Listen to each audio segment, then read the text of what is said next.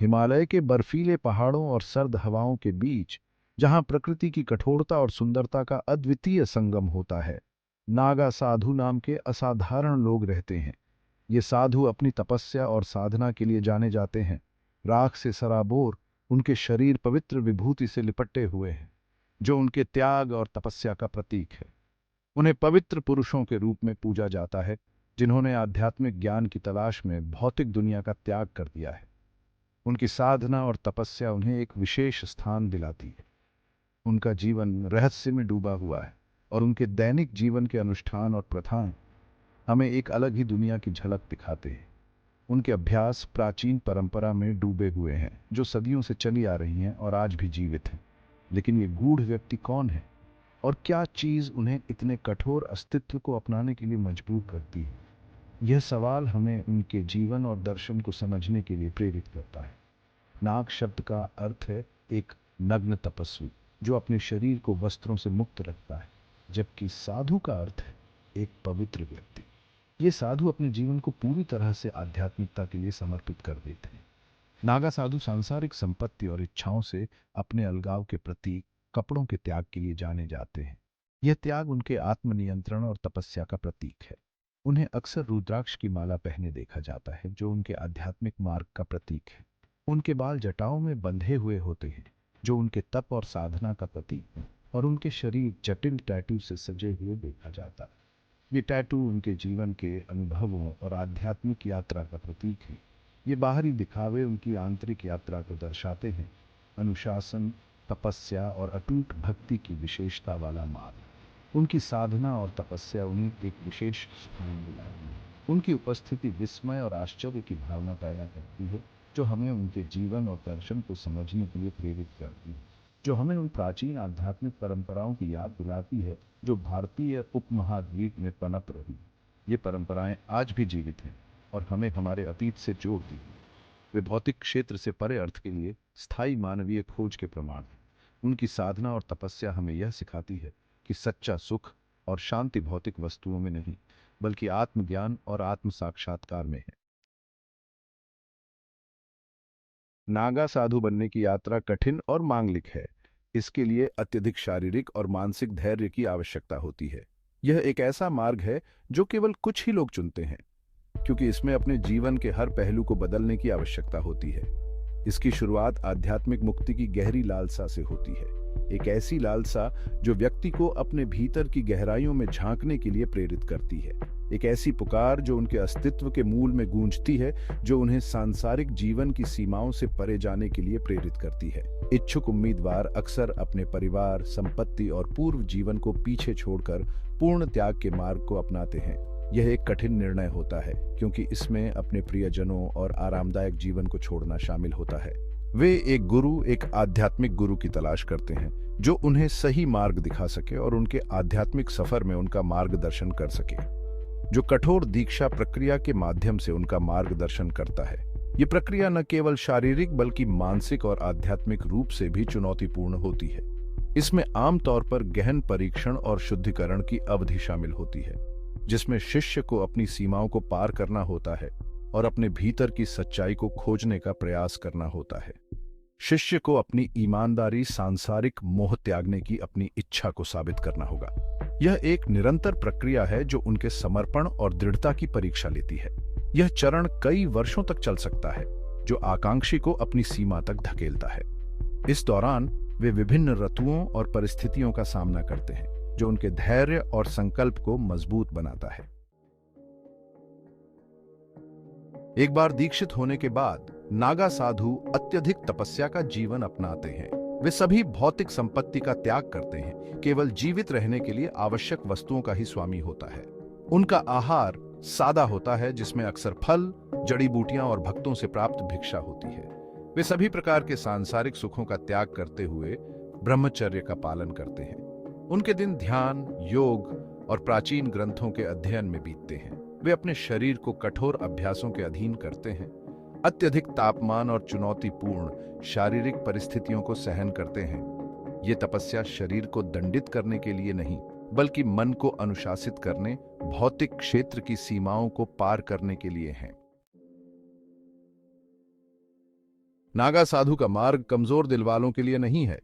यह एक ऐसा मार्ग है जो केवल सबसे साहसी और समर्पित आत्माओं के लिए है। इसके लिए अटूट समर्पण, अटूट विश्वास और ईश्वरीय इच्छा के प्रति पूर्ण समर्पण की मांग है। साधु अपने जीवन को पूरी तरह से त्याग देते हैं, सांसारिक सुखों और मोहमाया से दूर रहते हैं।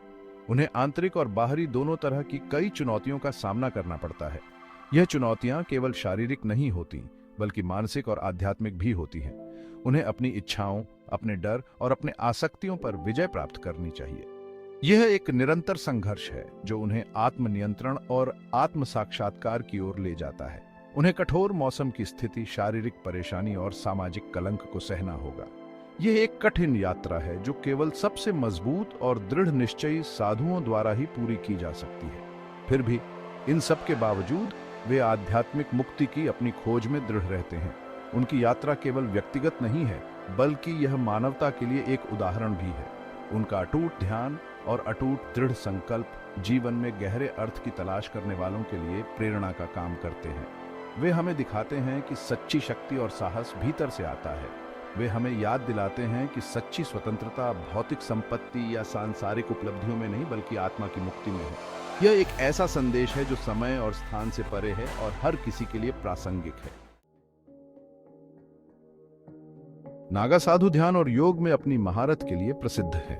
वर्षों के कठोर अभ्यास के माध्यम से वे मानसिक अनुशासन और शारीरिक नियंत्रण के एक ऐसे स्तर को प्राप्त करते हैं जो वास्तव में उल्लेखनीय है।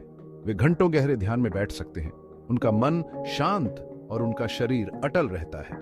वे हठ योग के अभ्यास में भी कुशल हैं, जटिल आसनों या मुद्राओं में महारत हासिल करते हैं, और प्राणायाम जो श्वास तकनीक है। यह अभ्यास केवल शारीरिक व्यायाम नहीं है, बल्कि आध्यात्मिक विकास के लिए शरीर की ऊर्जा का उपयोग करने और इसे उच्च चेतना की ओर निर्देशित करने के साधन के रूप में देखे जाते हैं। नागा साधु प्रकृति के साथ सद्भाव में रहते हैं, गुफाओं, जंगलों और आश्रमों में रहते हैं जो दूर दराज के इलाकों में स्थित हैं, अक्सर पवित्र नदियों या पहाड़ों के पास। वे प्रकृति को ईश्वर की अभिव्यक्ति के रूप में देखते हैं, इसके साथ श्रद्धा और सम्मान का व्यवहार करते हैं। उनकी जीवन शैली टिकाऊ और पर्यावरण के प्रति जागरूक है। वे जमीन से दूर रहते हैं, केवल वही लेते हैं जिसकी उन्हें जरूरत होती है और अपने पीछे कोई निशान नहीं छोड़ते हैं। वे पर्यावरण के संरक्षक हैं, प्रकृति के नाजुक संतुलन की रक्षा करते हैं।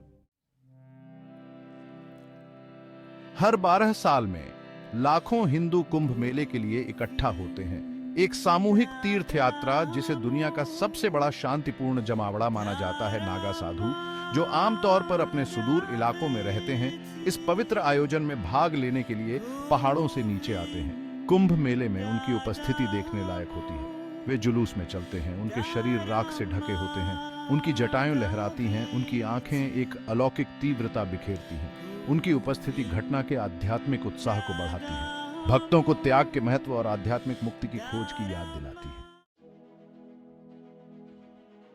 नागा साधुओं को प्राचीन भारतीय परंपराओं और आध्यात्मिक ज्ञान के संरक्षक के रूप में देखा जाता है। वे पीढ़ियों से मौखिक रूप से पारित ज्ञान का संरक्षण और संचार करते हैं। वे पवित्र ग्रंथों, अनुष्ठानों और योग पद्धतियों के रखवाले हैं। भारत की सांस्कृतिक और आध्यात्मिक विरासत को संरक्षित करने में उनकी भूमिका अतुलनीय है। उन्हें अक्सर उनके आशीर्वाद, उनकी सलाह और उनके आध्यात्मिक मार्गदर्शन के लिए मांगा जाता है। जीवन के सभी क्षेत्रों के लोग, ग्रामीणों से लेकर राजनेताओं तक, उनके पास श्रद्धा और सम्मान के साथ पहुंचते हैं। नागा साधु के जीवन में एक निश्चित आकर्षण होता है, रहस्य और साजिश की भावना होती है। भौतिक संसार का उनका त्याग, उनकी कठोर साधना और उनकी आध्यात्मिक आभा कल्पना को मोह लेती है। हालांकि यह याद रखना महत्वपूर्ण है कि उनका मार्ग कोई रोमांटिक आदर्श नहीं, बल्कि एक मांगलिक वास्तविकता है। यह त्याग, अनुशासन और अटूट भक्ति का जीवन है। यह सबके लिए रास्ता नहीं है, लेकिन जो लोग कहते हैं उनके लिए यह गहन परिवर्तन और आध्यात्मिक जागृति की यात्रा है। सदियों से नागा साधुओं के इर्द गिर्द कई मिथक और किंवदंतियां फैली हुई हैं। उन्हें अक्सर अलौकिक शक्तियों के रूप में चित्रित किया जाता है जो चमत्कार करने और तत्वों को नियंत्रित करने में सक्षम होते हैं। जबकि इन कहानियों में एक निश्चित अपील हो सकती है, लेकिन एक समझदार दिमाग से उनसे संपर्क करना महत्वपूर्ण है। नागा साधु की असली शक्ति अलौकिक क्षमताओं में नहीं बल्कि उनकी आध्यात्मिक प्राप्ति, उनके मन और शरीर पर उनकी महारत और ईश्वर से उनके अटूट संबंध में निहित है। नागा साधु अपनी प्राचीन परंपराओं और कठोर प्रथाओं के साथ आध्यात्मिक मुक्ति के लिए स्थायी मानवीय खोज की एक शक्तिशाली याद दिलाते हैं। वे सफलता और खुशी की हमारी आधुनिक धारणाओं को चुनौती देते हैं, हमें भौतिक क्षेत्र से परे देखने और अपने अस्तित्व की गहराई में तृप्ति की तलाश करने का आग्रह करते हैं। उनकी विरासत प्रेरित करने, चुनौती देने और हमें विश्वास, अनुशासन और खुद से बड़ी किसी चीज की खोज की परिवर्तनकारी शक्ति की याद दिलाने के लिए जारी है। वे अदम्य मानवीय भावना के प्रमाण हैं जो हमेशा ईश्वर के साथ मिलन की तलाश में रहती है।